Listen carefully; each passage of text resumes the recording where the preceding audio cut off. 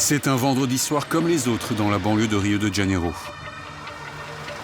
Les urgences de cet hôpital sont débordées. Un homme, blessé par balle, vient d'être admis. Il est touché à la cuisse.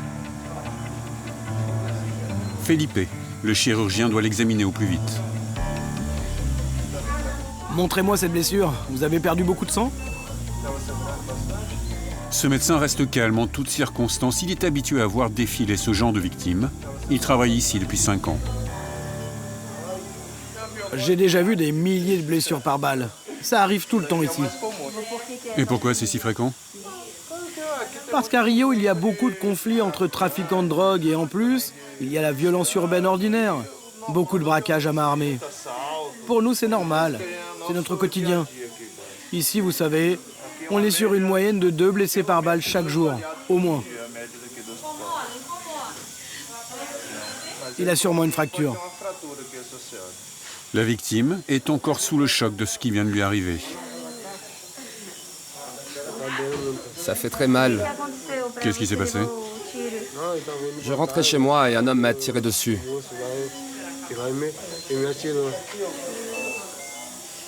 L'histoire de ce jeune homme n'est pas un cas isolé.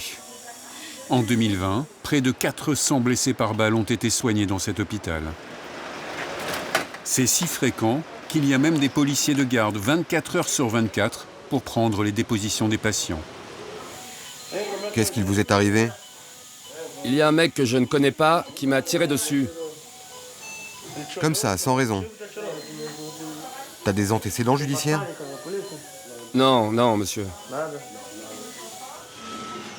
Après 1 heure d'attente, le résultat de la radio tombe. Ça, c'est le fémur du patient. Et là, c'est le projectile qui est dans la chair. L'os n'est pas cassé, il a seulement une lésion dans le muscle. Vous allez enlever la balle? Non, non, on ne retire presque jamais une balle. C'est dans les films qu'on voit ça. Il va vivre avec une balle. Oui, il va vivre avec. C'est plus dangereux de la retirer que de la laisser là où elle est. Ça m'arrive de voir des cas bien plus graves. Des blessures par explosifs, des grenades. Et ça, c'est de la médecine de guerre. Vous savez, on n'est pas en guerre avec un pays étranger, mais on est en guerre à l'intérieur même de notre pays. Une guerre sanglante liée à la drogue qui oppose policiers et trafiquants, mais aussi les gangs rivaux entre eux qui se disputent les territoires. Rio de Janeiro, la cité merveilleuse, et ses plages mythiques, Copacabana, Ipanema. Mais derrière la carte postale, la pauvreté s'est aggravée. Des centaines de personnes vivent dans les rues. Résultat, le danger est partout. Vol à l'arraché, braquage à main armée, prise d'otages. Ils ont tiré d'ici, juste à côté de ma tête. 7 millions d'habitants et presque 10 homicides par jour. Alors, de plus en plus d'hommes et de femmes prennent les armes pour se défendre. Plus on sera armé, moins il y aura de vols. Des citoyens encouragés par le président Jair Bolsonaro, grand défenseur des armes à feu et d'une sévère politique de lutte contre la drogue. Les plus consommés à Rio, le cannabis, la cocaïne, le crack. Dans les favelas qui encerclent la ville, police et gangs de trafiquants s'affrontent sans merci. C'est une zone de guerre non officielle, mais elle est bien là. On n'a pas peur de la police.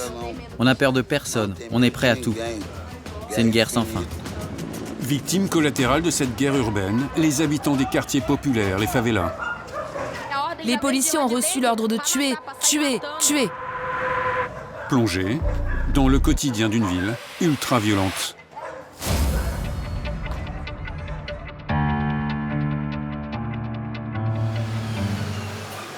Au cœur de Rio, le quartier général du Choqué, la troupe d'élite de la police militaire. Tous les matins, pour se motiver, ils récitent leur hymne guerrier. Messieurs, pour la prière, à 3, on y va.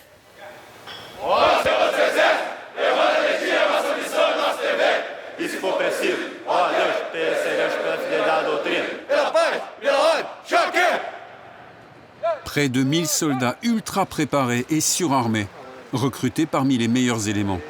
Leur carrière ne dure que 15 ans car ils doivent être au top de leur forme physique. Le lieutenant Pedro Paulo dirige un peloton d'une centaine d'hommes. On est une troupe de force spéciale. On fait des patrouilles de répression.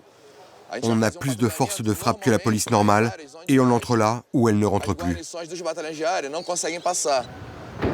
Ce soir, ils partent en patrouille justement dans une zone à haut risque. On fait bien attention, les gars. 2 criminels viennent d'être abattus par la police. Le peloton d'élite doit se rendre sur place pour prêter main forte et éviter les représailles.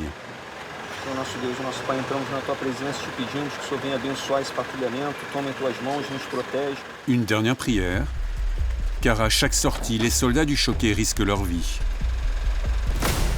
Pour limiter le danger, les hommes sur le terrain sont suivis dans une salle de contrôle et de renseignement.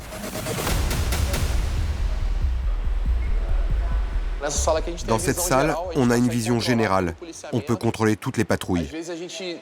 On reçoit aussi des informations sur les plans d'attaque des criminels en infiltrant leur réseau de communication. Le lieutenant connaît comme sa poche la carte des territoires aux mains des trafiquants de drogue. Chaque couleur correspond à un gang. Ici, on voit toutes les favelas classées par gang. Donc, quand on part en patrouille, on sait plus ou moins ce qui nous attend. Les gangs sont en pleine course à l'armement, et c'est contre ça qu'on doit se battre. Ils s'attaquent les uns les autres pour ne pas perdre leur point de vente de drogue. Une fois que les échanges de tirs commencent, ça ne s'arrête plus, et des innocents en paient le prix. C'est une zone de guerre, c'est juste qu'elle n'est pas officielle. Exceptionnellement, notre équipe a pu accompagner une patrouille du Choqué. Il n'accepte plus de journalistes sur le terrain depuis qu'un caméraman brésilien a été tué par balle en 2011. Dès son arrivée, la police est reçue par des tirs. Attention, couchez-vous par terre. C'était pendant la couverture d'une opération dans une favela. Gelson Domingos filmait l'échange de tirs entre la police et les criminels jusqu'à ce qu'il soit touché par une balle en plein thorax. Attention, pendant les déplacements, on n'est jamais à l'abri. Vous savez que le danger peut venir de partout. C'est parti, les gars.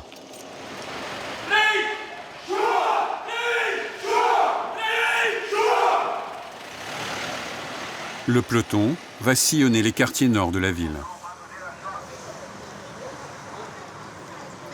Cette favela ici et l'autre là-bas appartiennent à des gangs rivaux. La frontière entre les deux est surnommée la bande de Gaza.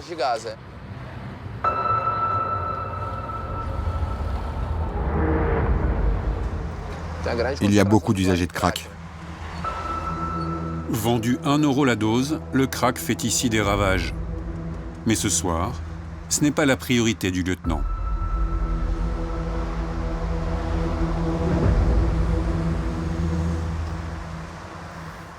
Notre objectif principal, ce sont les armes. On essaie d'en retirer le plus possible des rues. Normalement, ceux qui ont des armes ont de la drogue aussi sur eux. Donc on fait coup double.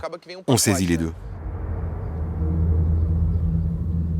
Les policiers sont alertés ce soir-là par le comportement étrange d'un chauffeur qui roule à toute vitesse et à contresens. On va s'approcher de lui.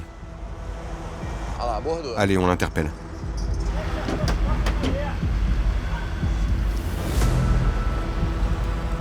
Le suspect va être fouillé. Son véhicule aussi, de fond en comble. Les policiers cherchent des armes à feu.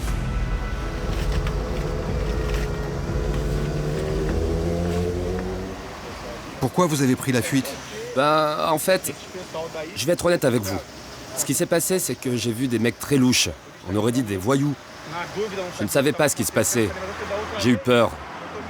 Parce que ça m'est déjà arrivé de me retrouver au cœur d'une fusillade entre bandes rivales. J'étais sur un terrain de foot et j'ai failli me prendre une balle perdue. J'ai cru que j'allais mourir. C'est pour ça que ce soir, j'ai pris peur et j'ai fait demi-tour. Et là, vous avez quelque chose sur vous? Non, je vous jure, je prends pas de drogue. Bon allez, au revoir. La patrouille continue. La nuit qui les attend est longue. Ils vont passer le quartier, au peigne fin. Bonsoir monsieur, descendez de votre moto. Pour les policiers, chaque motard dans une favela est un suspect. Car les trafiquants eux aussi se déplacent à moto. Mais là encore, rien à signaler.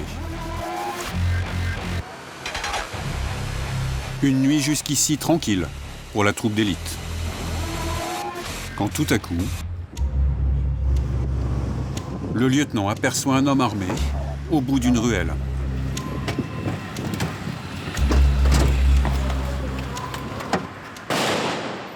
L'un des soldats en tête du peloton ouvre le feu. Il a vu le suspect pointer son arme vers lui. Tu peux venir. Vas-y, viens.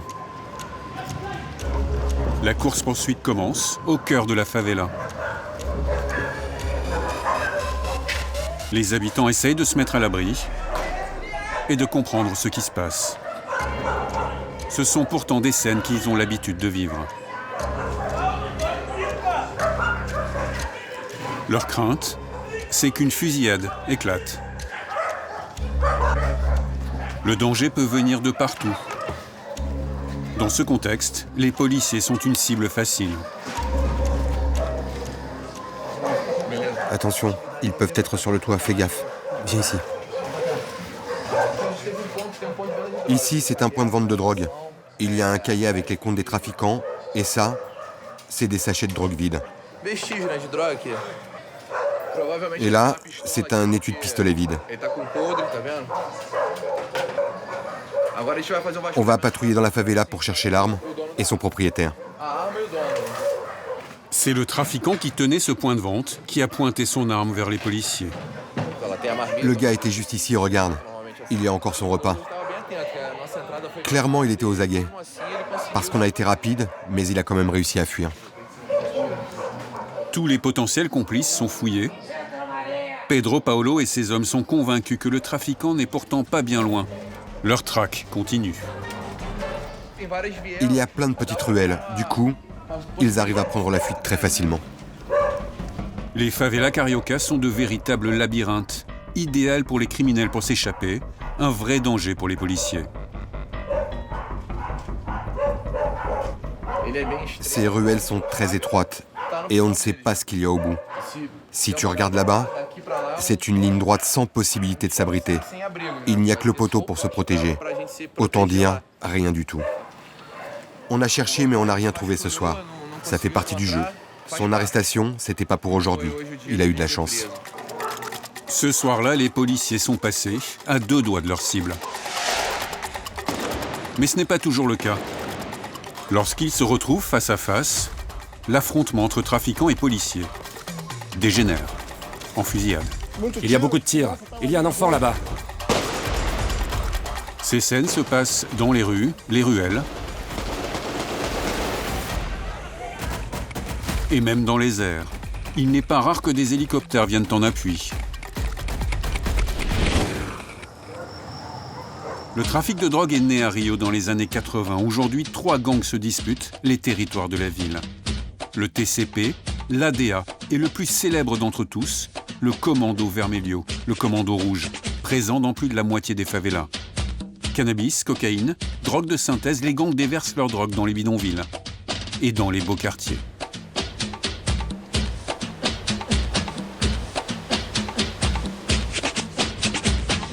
Pour les plus pauvres, c'est le crack.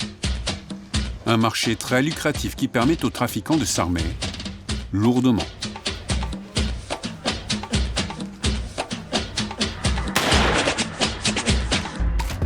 Rio, c'est une gigantesque métropole qui ne cesse de s'étendre. Plus de 800 favelas éparpillées à travers la ville, 20% de la population. Dans ces territoires où l'État est absent, ce sont les trafiquants qui font la loi et leur business. Nous avons accompagné le choqué lors d'une opération anti-drogue dans une favela à l'ouest de la ville. Le sergent Giovanni est sur les traces d'une importante cargaison. Il a reçu l'information, elle serait dans ce quartier. Ici, c'est une des favelas les plus violentes de la ville. C'est difficile pour la police d'intervenir. Les tirs peuvent partir à n'importe quel moment. Regardez, là-bas, ce sont des barricades que les trafiquants installent pour empêcher la police d'entrer. Des rails de train déplacés, des dodanes, des obstacles à contourner. Tout est fait pour ralentir la progression de la police. Car ici, Nous sommes dans le quartier général du TCP, l'un des 3 gangs de la ville.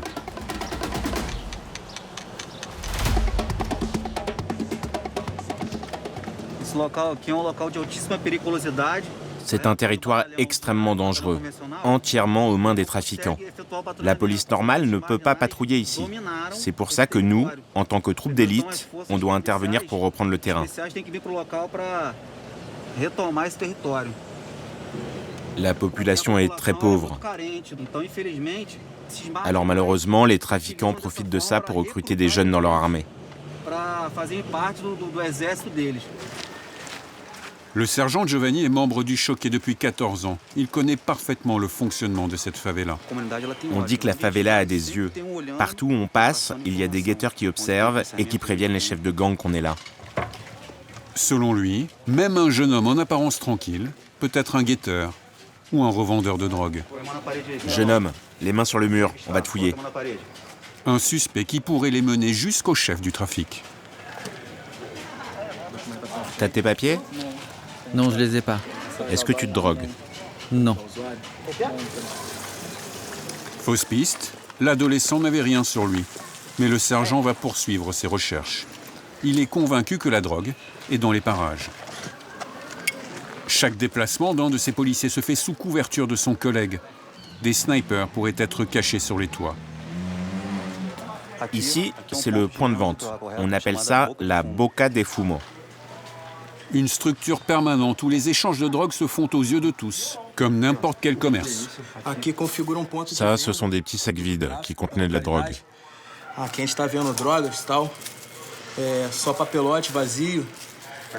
Les drogues sont exposées sur cette table, les usagers viennent, ils achètent la drogue, ils la consomment et ils s'en vont. C'est comme ça que ça marche. Et c'est quelles drogues qui sont vendues ici? Ici, il y a de tout, de la cocaïne, du hashish, du cannabis, du poppers.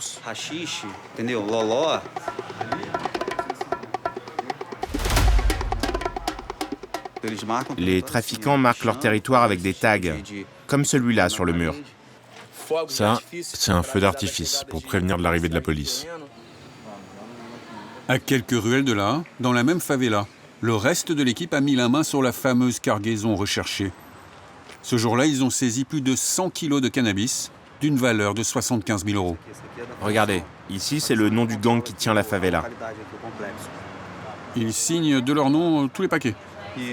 Oui, ça fait partie de la guerre qu'ils se livrent entre eux.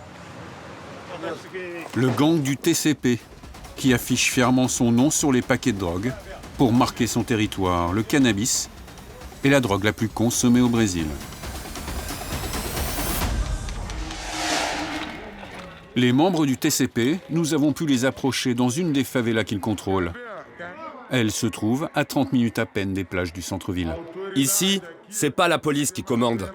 S'ils essaient d'entrer, regarde ce qui les attend. Un bon calibre, 5,56. Des pistolets et des fusils d'assaut. Ces jeunes risquent 6 à 10 ans de prison pour port illégal d'armes de guerre. Leur ennemi désigné, les forces de l'ordre. Avant, dès que la police faisait un raid, on tirait sans se poser de questions, mais aujourd'hui, on réfléchit avant de riposter parce qu'on a bien vu qu'ils viennent en pleine journée.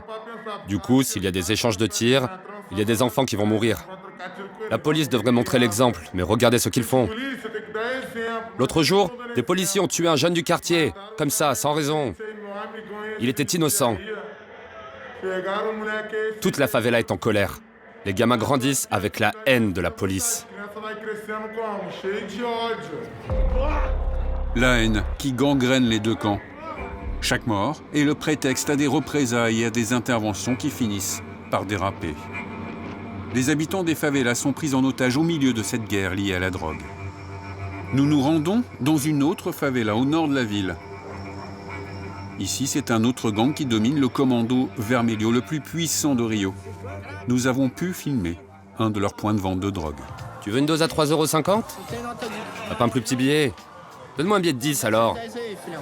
Ici, la drogue se vend en plein milieu de la rue, sans complexe. Sur la table, du cannabis. Certains consommateurs roulent même leurs joints sur place. Mais il y a aussi des drogues dures. On a de la coke à 3,50 €. Regardez. C'est ce qui se vend le plus dans la favela. Acheté 3 000 € le kilo, la cocaïne venue de Colombie, du Pérou et de Bolivie est revendue le double par ces trafiquants. Et on a aussi des doses de crack, à 1,50 €. Juste à côté, la table de celui qui se fait appeler le comptable. Dans ses sacs remplis de billets, toutes les recettes de la soirée. Les affaires marchent bien ce soir? Ouais, ça cartonne. Et vous avez combien dans ce sac? Ici, mec, j'ai 200 €. Ici aussi. Pareil dans chacun de ces sacs. Ça part comme des petits pains. Et ça ne s'arrête pas. Un business juteux. Avec tous les points de vente de la favela, le gang se vante de gagner 100 000 € par mois et même de pouvoir aider les habitants du quartier.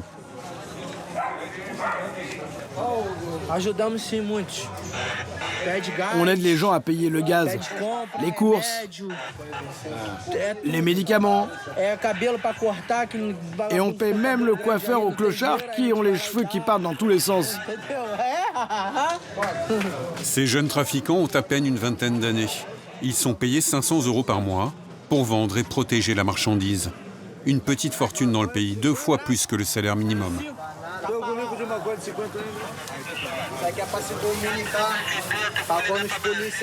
On a des mecs qui surveillent les entrées de la favela et ils nous préviennent avec ce talkie-walkie si la police entre sur notre territoire. On arrive même à écouter la radio de la police. Nous, on défend notre territoire contre les gangs rivaux et contre la police. Et vous n'avez pas peur de la police? Non, si j'avais peur de mourir, je ne sortirais pas de chez moi. Entre les gangs et la police, le défi est permanent. À Rio, il y a ceux qui chassent les trafiquants et ceux qui les défendent. Flavia Froes est avocate pénaliste. Elle défend les plus gros bonnets du trafic de drogue. Ce soir, elle part mener sa propre enquête sur une affaire d'homicide qui concerne le chef du gang du Commando Vermelho, emprisonné depuis 25 ans. Il était en prison quand il y a eu ce double meurtre dans la favela do Alemão, dont il était le chef. Mais en réalité, ce qui s'est passé, c'est qu'il y avait plusieurs gars qui se disputaient le territoire. Ils s'entretuaient, c'était une guerre sanglante. Son client est accusé d'avoir commandité un double meurtre depuis sa cellule. Convaincue de son innocence, elle se rend dans une favela pour récolter des informations sur le crime. Pourquoi vous avez baissé les vitres? Pour que les trafiquants voient que c'est nous, et pas la police, qui serait venue pour les tuer. D'ailleurs, avant que vous filmiez, je vais devoir demander l'autorisation au chef du trafic. Nous filmons discrètement pour que notre caméra ne soit pas repérée depuis la rue. Cette favela est un des bastions du Commando Vermelho. Le gang contrôle tous les déplacements, les entrées et les sorties sur son territoire. Ici, les caméras sont formellement interdites. Mais Flavia a une autorisation qui vient d'en haut, dit-elle. Ici aussi, l'arsenal s'exhibe fièrement.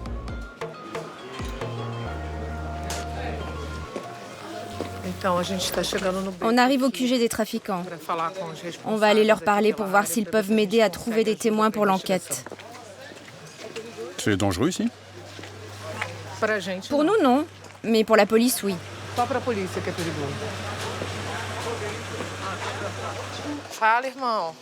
Salut, ça va bien mon frère?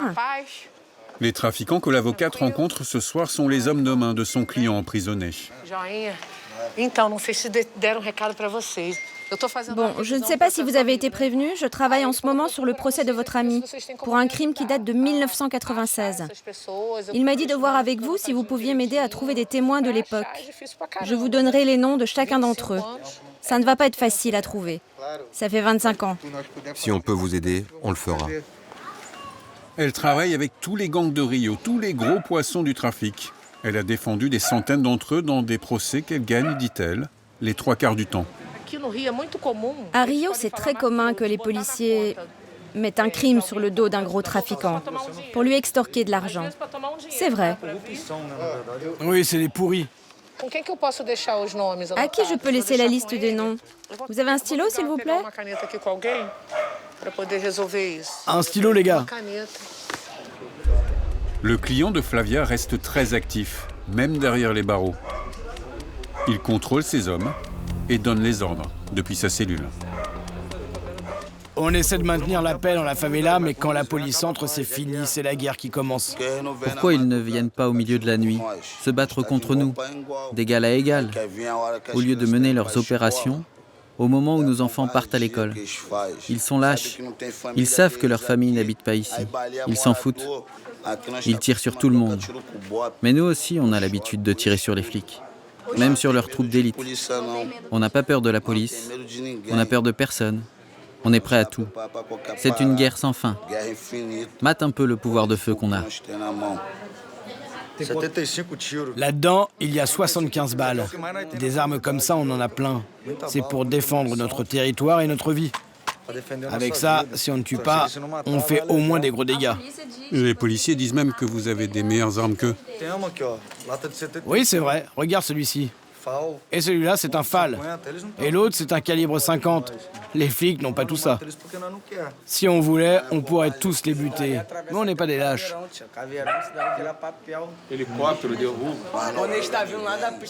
Un véritable arsenal de guerre. Fabriquées aux États-Unis et en Europe, ces armes passent par le Paraguay et arrivent au Brésil via la frontière terrestre. Un fusil mitrailleur est vendu environ 10 000 € sur le marché clandestin à Rio. On bouge pas d'ici. Par contre, s'ils mettent le pied chez nous, c'est terminé pour eux.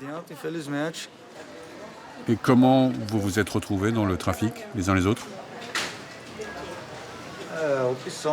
Chacun a son histoire. Chacun a ses raisons. La situation est compliquée ici. Qu'est-ce qu'on peut faire d'autre? L'État ne donne pas d'opportunité aux jeunes des favelas. C'est vrai, tout le monde le sait. Alors on s'en sort comme on peut. Vous pensez vraiment que j'ai envie d'être ici? D'être loin de ma famille, en pleine nuit?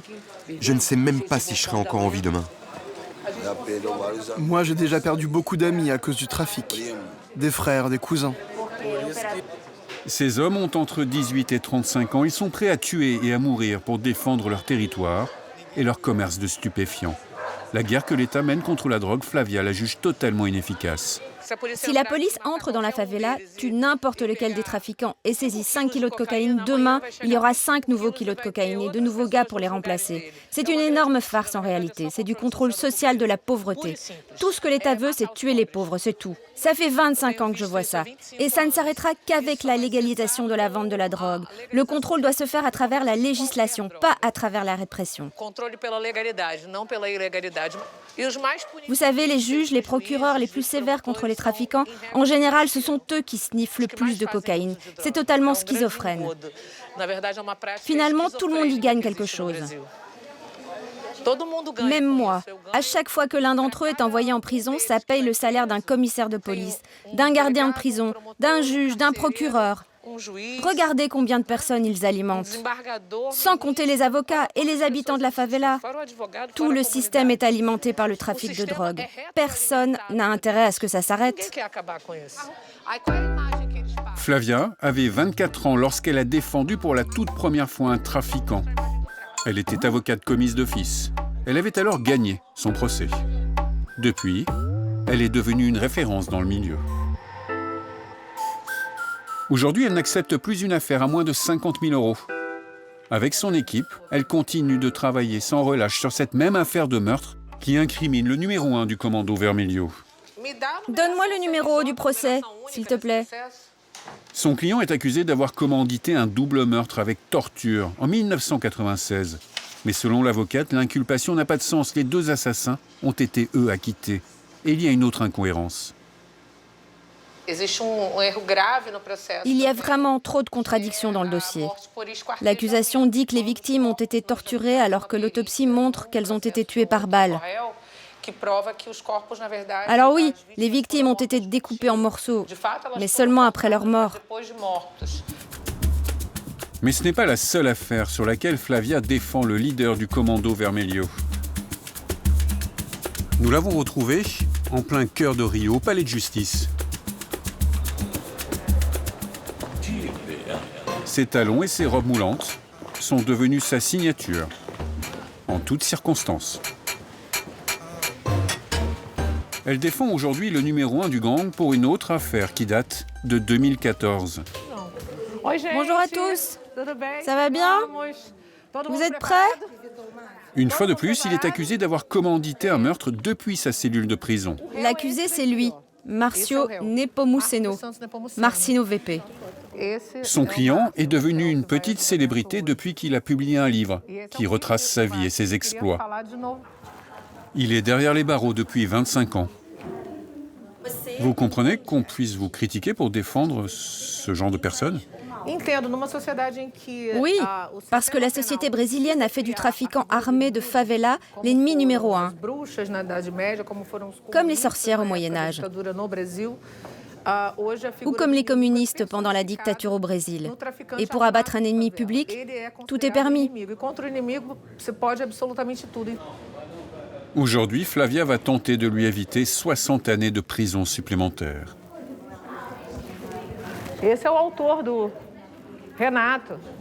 Nous ne pourrons assister aux délibérations. 2 heures plus tard, le verdict tombe. Quel jour heureux! Amen!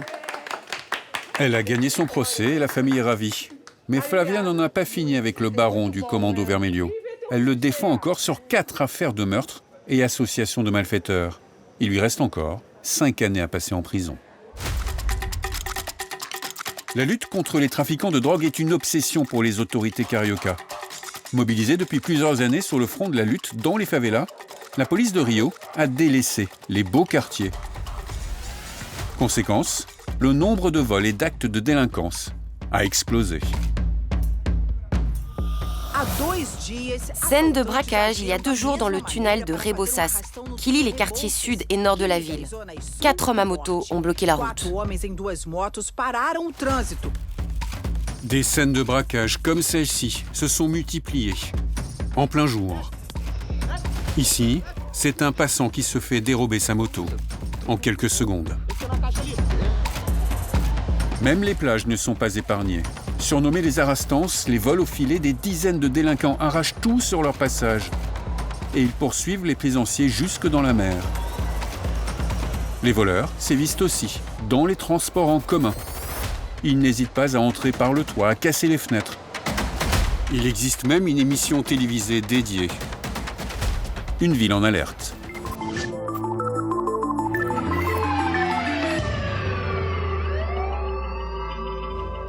Mais où se cache-t-il?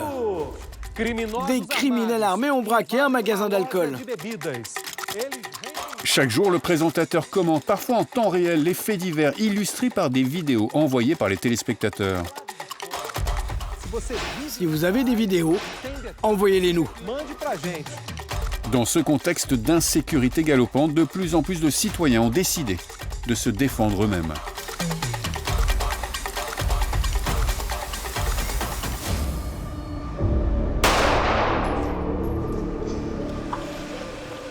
Bonjour. Regina n'en peut plus de subir ce climat de peur.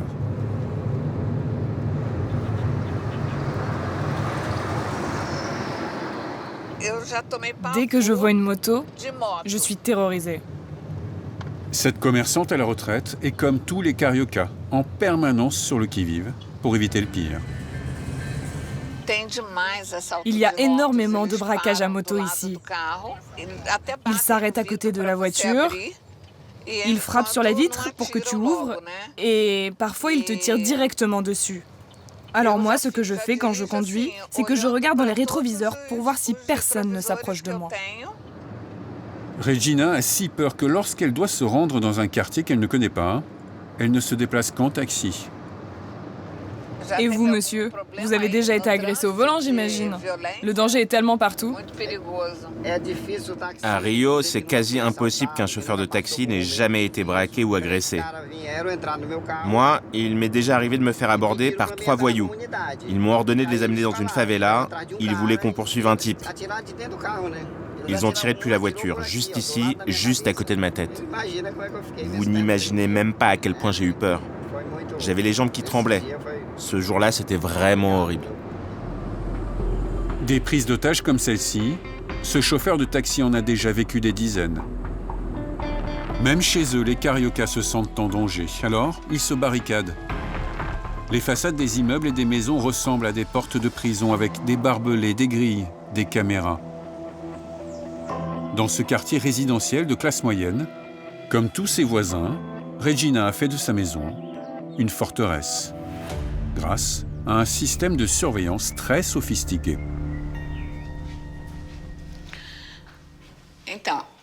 Cette caméra filme ces 2 fenêtres, les 2 chambres, la cuisine et le salon. Si un cambrioleur entre, il va être filmé et je vais tout de suite recevoir les images sur mon téléphone. Si cette jeune retraitée dépense près d'une centaine d'euros par mois dans cette technologie, c'est que le danger se rapproche. Ses voisins en ont fait les frais.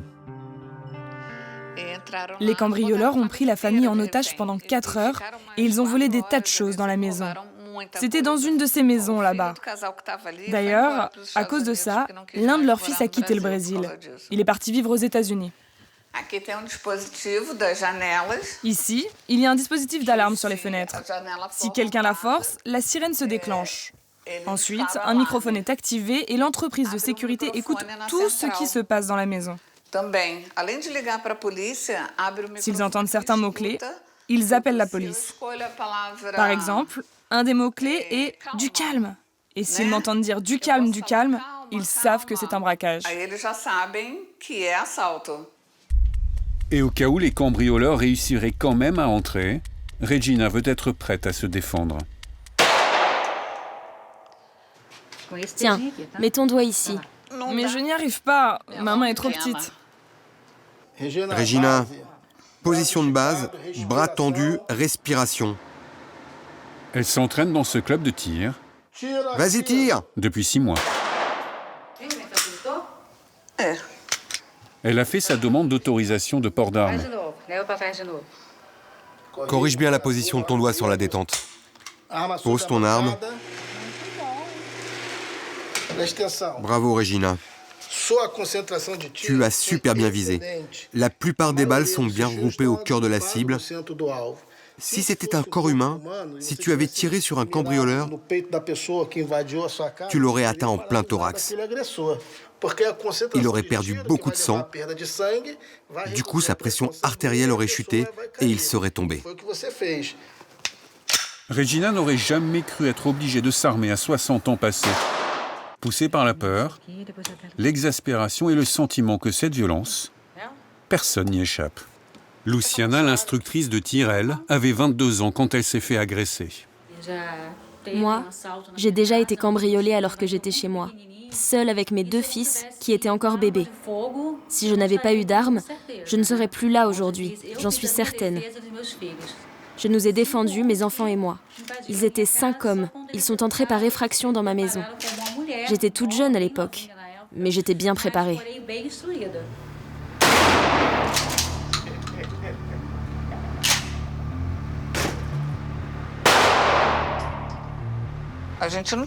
Avant, c'était très difficile de s'armer. Mais aujourd'hui, grâce au président Bolsonaro, ça change. On peut enfin le faire. Et plus on sera armé, moins il y aura de vols.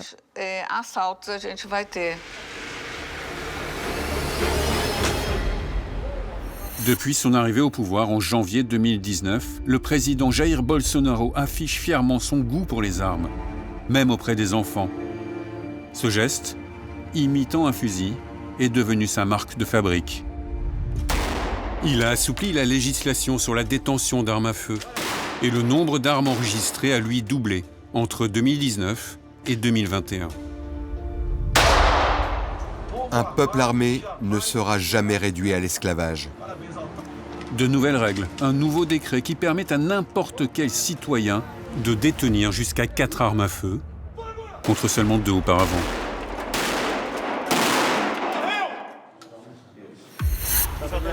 La présidence Bolsonaro une défense des armes assumée et une politique antidrogue intransigeante, quel que soit le prix à payer, quitte à tuer des innocents. Le 6 mai 2021, le pays tout entier est sous le choc.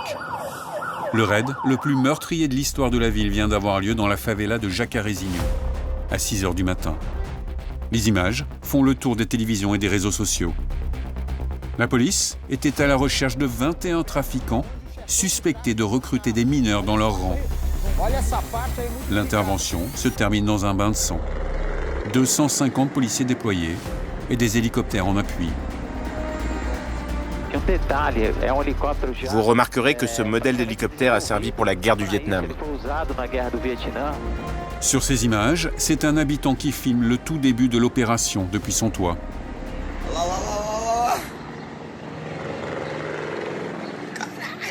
Regardez, non mais regardez les gars, c'est de la folie putain. Que Dieu protège les habitants, les enfants, les gens qui sortent pour travailler. C'est vraiment un truc de malade. La chasse à l'homme a duré toute la journée, dans les ruelles et chez les habitants où les trafiquants s'étaient cachés. L'opération a été surnommée par la presse brésilienne le massacre de Jacarezinho. Le bilan s'élève maintenant à 29 morts dans l'opération policière de Jacarezinho, dans la zone nord de Rio, ce jeudi matin. 28 habitants et un policier décédés. Parmi les victimes civiles, seulement 3 figuraient sur la liste des suspects recherchés ce jour-là. L'ONU a condamné l'opération, a dénoncé un usage disproportionné de la force. Le président Jair Bolsonaro, quant à lui, a félicité les forces de l'ordre sur les réseaux sociaux. Presque 6 mois après la tragédie, les habitants de la favela de Jacarezinho tentent de reprendre une vie normale. Aujourd'hui, c'est la kermesse du quartier. Le souvenir de l'opération policière est encore très présent. Ces mères et ces épouses de victimes ne décolèrent pas, elles dénoncent une série d'exactions. Daniel, mère de 2 enfants, a perdu son mari, il avait 32 ans, il était ouvrier dans le bâtiment. Il m'a dit « Je sors acheter du pain et je reviens ». Et moi je lui ai dit « Ok, je le ferai griller quand tu rentreras ». Il a même joué avec notre bébé, il lui a dit « Papa revient bientôt ». Ensuite j'ai entendu les tirs au loin, beaucoup de tirs. Et là, ma voisine qui a vu la scène m'a dit que mon mari s'était pris une balle dans la jambe, qu'il avait appelé à l'aide, mais que la police était venue l'achever. Les gars se sont rendus, ils n'étaient pas armés. Alors pourquoi la police les a achevés? J'ai vu une mère implorer les policiers de ne pas tuer leur fils. Et là, il y en a un qui a tapé sur l'épaule de son collègue et lui a dit « Hé, ne tue pas son petit-fils adoré !» Et là, bam, bam, bam, il lui a tiré dessus. Ils ont reçu l'ordre de tuer, tuer, tuer. Mais on peut tuer impunément comme ça au Brésil? Non, mais pour la police, apparemment oui. Au deuil s'ajoute aujourd'hui pour ces mères le sentiment d'avoir été humiliées. J'ai supplié le policier de pouvoir voir le corps de mon fils une dernière fois. Il m'a poussée et je suis tombée par terre. Je lui ai dit « Mais vous n'avez pas d'enfant ?» Il m'a répondu « Ferme ta gueule, clocharde !» Dans les familles, la haine a succédé à la tristesse. Le fils de Daniel a 8 ans. Avant, mon fils adorait la police. Il rêvait même de devenir policier. Mais aujourd'hui, il dit « Ils ont tué mon père, je suis triste. Tout ce que je veux, c'est qu'ils meurent, tous. » Adriana, elle, a perdu son fils de 23 ans. Il était mototaxi dans la favela. 28 mamans sont enterrées vivantes et meurent lentement chaque jour. La douleur que je ressens est horrible, je ne la souhaite à personne, même pas au policier qui a tué mon fils. Et tonton, il est où? Dans le ciel. Il est devenu quoi? Une étoile. Il est devenu son étoile. L'enquête est au point mort pour l'instant.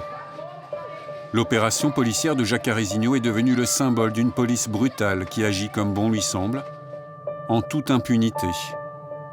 À Rio, au moins une opération a lieu chaque jour dans les favelas. Les habitants sont régulièrement pris en otage entre les tirs. Vivre, se déplacer est devenu un danger. En 2020, 12 enfants ont été tués par des balles perdues dans l'État de Rio.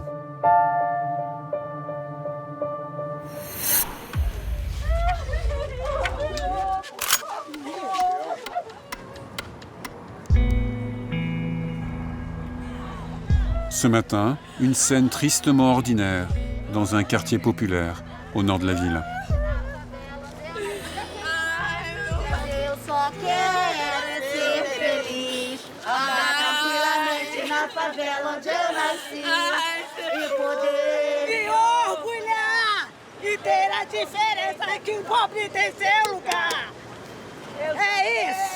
Et voilà, c'est mon cousin qui a été tué. C'est encore un honnête travailleur tué. Un de plus. Et rien n'est fait.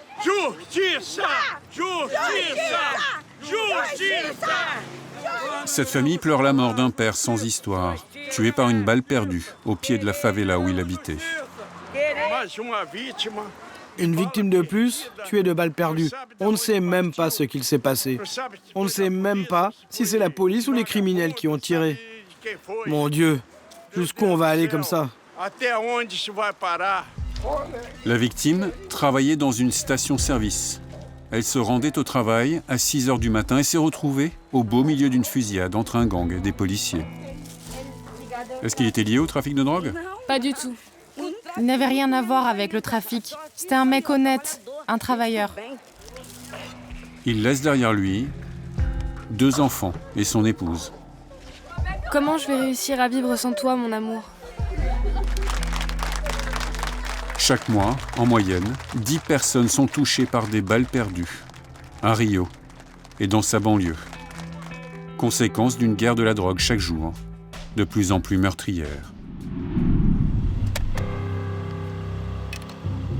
Éviter les bavures, c'est le plus gros défi aujourd'hui pour les policiers en opération. Du moins, c'est le discours officiel. Une fois par mois, les soldats du Choquet, le bataillon d'élite, pratiquent des exercices de tir. Vas-y, tire! À balles réelles. Ils simulent justement une situation de fusillade dans une favela. Les hommes doivent multiplier les tirs de précision sur cible pour éviter les victimes collatérales. On mène une guerre en suivant des règles face à des ennemis qui n'en suivent pas. En opération, on doit penser à se protéger et en même temps, on doit éviter de toucher l'enfant qui passe, la vieille dame qui traverse. C'est vraiment très difficile. C'est un gros défi. Il faut prendre une décision en une fraction de seconde qui peut parfois nous coûter la vie ou nous envoyer en prison. On ne veut surtout pas qu'un citoyen innocent soit atteint par une de nos balles. C'est pour ça qu'on s'entraîne. Tous ces policiers d'élite ont frôlé la mort à un moment donné en opération.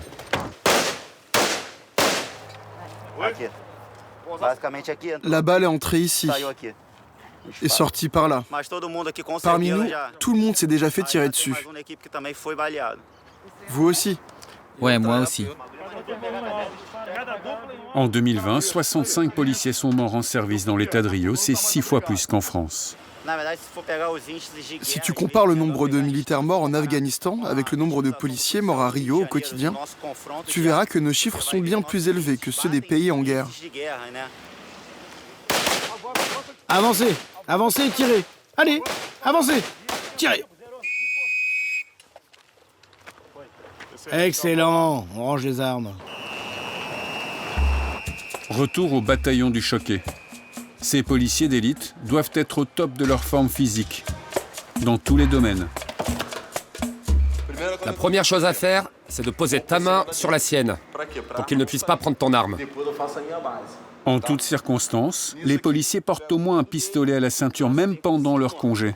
Les trafiquants le savent, c'est la première chose qu'ils essayent de leur voler lors d'une attaque. Il faut toujours garder en tête une chose, protéger votre arme.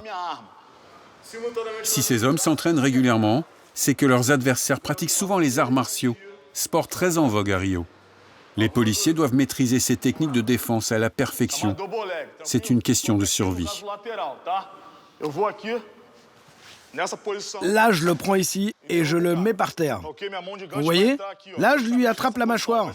Je le tire vers moi et comme ça, je le contrôle. Et là, je lui tords le poignet, comme ça. Les soldats du Choquet ont même une technique créée spécialement pour eux.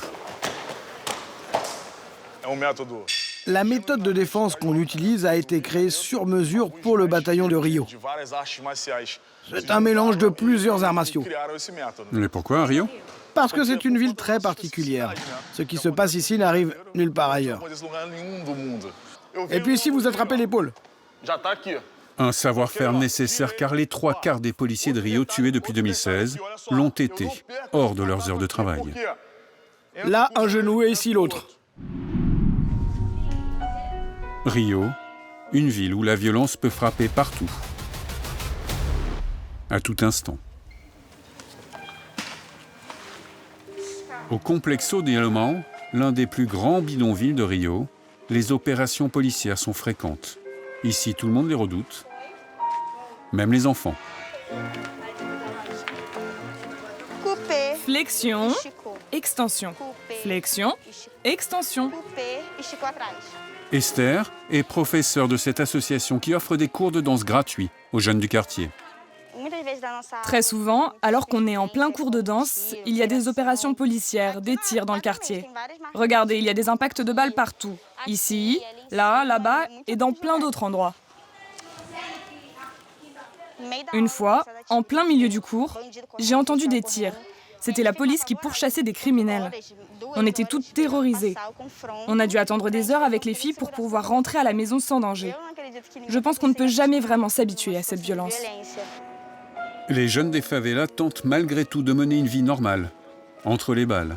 Lève ta jambe, tu la tiens bien en l'air et tu redescends.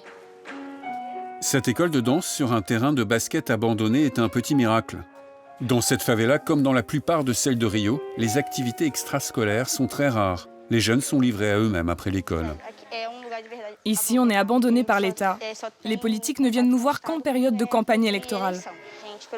C'est pour ça que c'est important qu'un projet social comme celui-ci existe, pour retirer les jeunes de la rue, de cette banalisation de la criminalité. On leur montre un autre univers, d'autres possibilités. Au total, une centaine de jeunes filles s'entraînent ici chaque semaine avec l'espoir de devenir danseuses professionnelles. Une parenthèse dans leur quotidien ultra-violent. Rio de Janeiro est toujours classée parmi les 10 villes les plus dangereuses au monde.